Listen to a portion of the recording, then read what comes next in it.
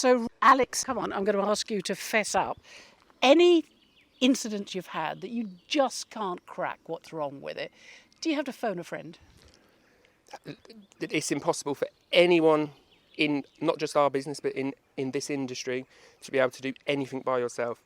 I think every single one of us is learning every day. I certainly am, and I certainly rely on the expertise and experience of my team. So as a business, the only way we can ensure that water is always on and the customers get the best possible service they can is we work together as one team. It's not Affinity, this department, that department. It's just we're Affinity Water. We work together for our customers. And would you recommend it as a career to young people starting out? The apprenticeship schemes, the degrees that Affinity Water offers? 100%. I don't think there's enough awareness within schools around the water industry. I think they just kind of see it as, you see someone in the street digging up a hole. But if you take the water industry, I think it's around 40 different career paths. We have our technicians out in the field are highly skilled, highly experienced. We have operational scientists, we have our labs, we have engineers, asset experts, environmental experts, catchment experts. There's a vast range of experience you can gain in the water industry. And I said earlier, the thousands of years of experience we have within our operational teams, that's because people come, they join, they realise what a great career it is and they stay. Yeah, you've just said long service awards. So it's people with 40 plus years. Me, when I was at the Long Service Awards, I had one chap to my left, 46 years, another chap to my right, 44 years.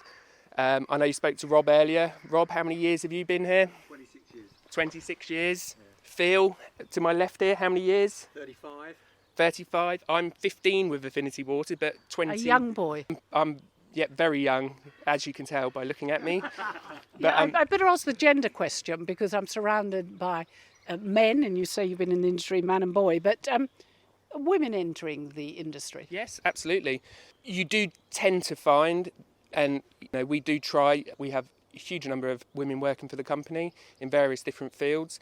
You do often find within our operational world, I don't think everyone's aware of the water industry and the career paths that you can take. I think, again, it's just seen as people out in the street digging holes, doing repairs, dirty, mucky work. And unfortunately, you don't always get quite the number of applicants you'd like from all walks of life. So, yes, you tend to find, yes, as it is here, it's all gentlemen. But, yeah, we do have an awful lot of females within our business. And, look, with scientific and engineering qualifications, what are you going to do next? What's your day like? Because people have said to me that no 2 days are the same. They're not. I think that's probably why, actually, once people join a water industry, they realise it is very diverse. We're all out here today. This is a bit of planned work now on the back of a bit of reactive work, so something that happened. But actually, tomorrow it could be something completely different. For all we know, in the next half an hour, all of our phones could ring because we could have a major incident that it takes the whole team to work on to resolve. So every day's different. We spread our time between out in the field. We try and get out as much as we can. Of course, in some of our roles, like myself and Phil, we do tend to spend a lot of time in the office as well. But yeah, no 2 days are the same. Well, thank you very much indeed for sparing your time to talk to the Affinity Water podcast series today. We're out and about with what we call the community ops teams. I've really enjoyed it and I've learned so much. Thank you. Thank you very much. Thank you very much. Thank you. Yeah, quite a lot of service between you all. I feel in awe. But anyway, thanks.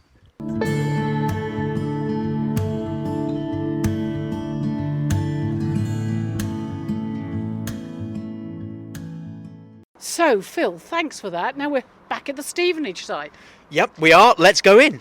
Yep, I'm glad you're pushing the gate again. Thanks. Well, let's pick up on some of those points.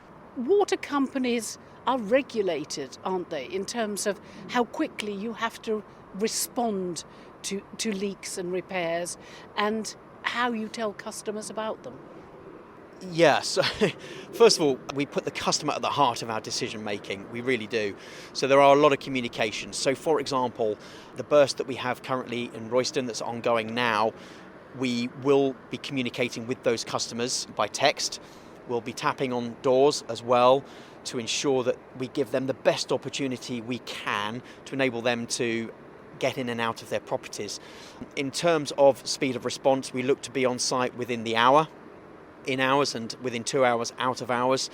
We also we want to keep any interruptions to supply to an absolute minimum. Our goal is to always keep it below 3 hours.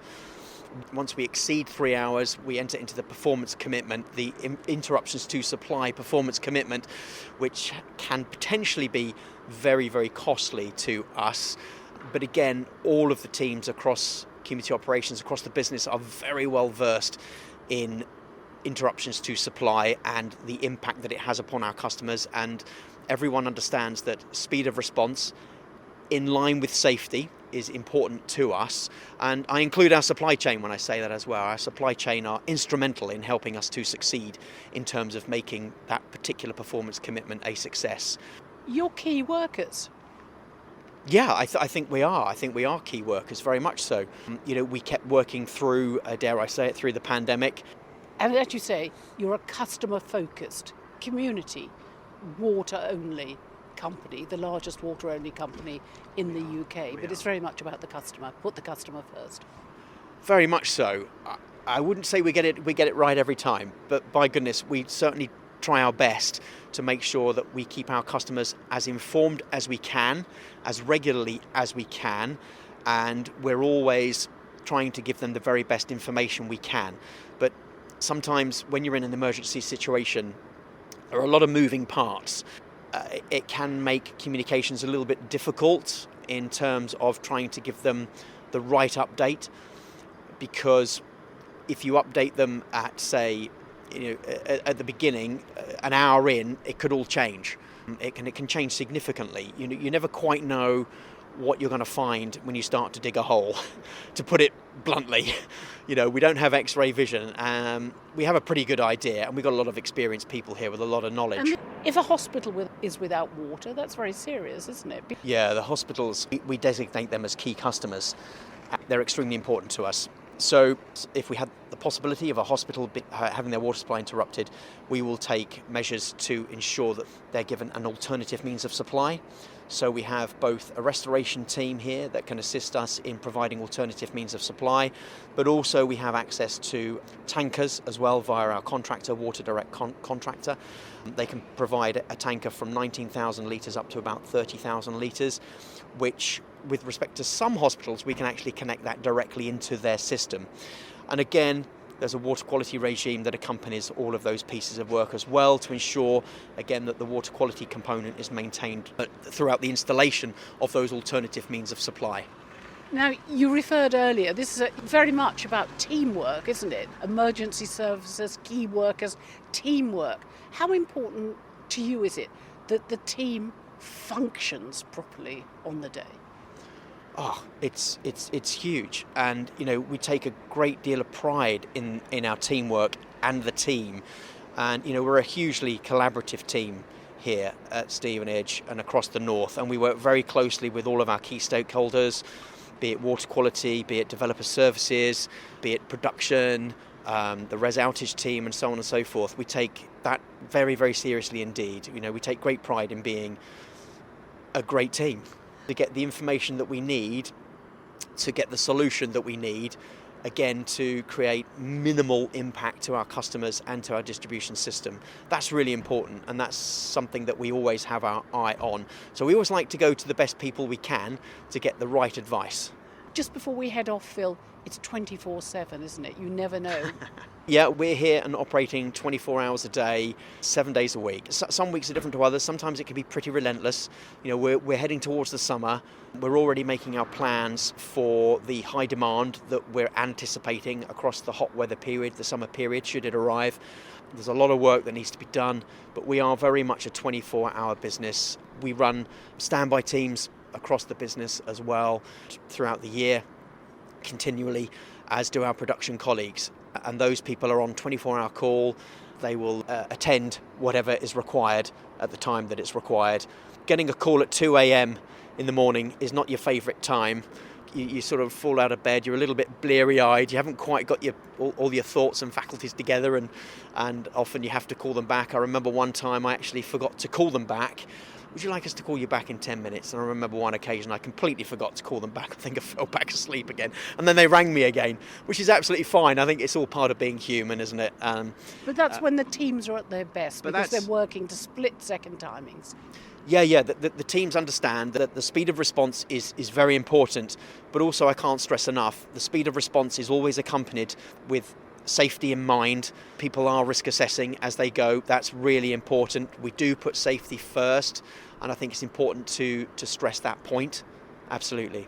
Now, let's just look back at that date, 1934. Do you sometimes when you come in the morning just look at it and think, my goodness, this is really important work? I think everybody here that works within the industry understands that we do very important work. Water is essential for life. So I think all of us, bar none, take great pride in what we do here. I like to think that we go about it very quietly and very effectively. We don't make a big song and dance about it. People expect to turn the tap on and have the water arrive at the right clarity, of the right quality, at the right pressure, and the expectation is they do that and are able to take it entirely for granted, and that's exactly what we want. We just want to go quietly and professionally about our business.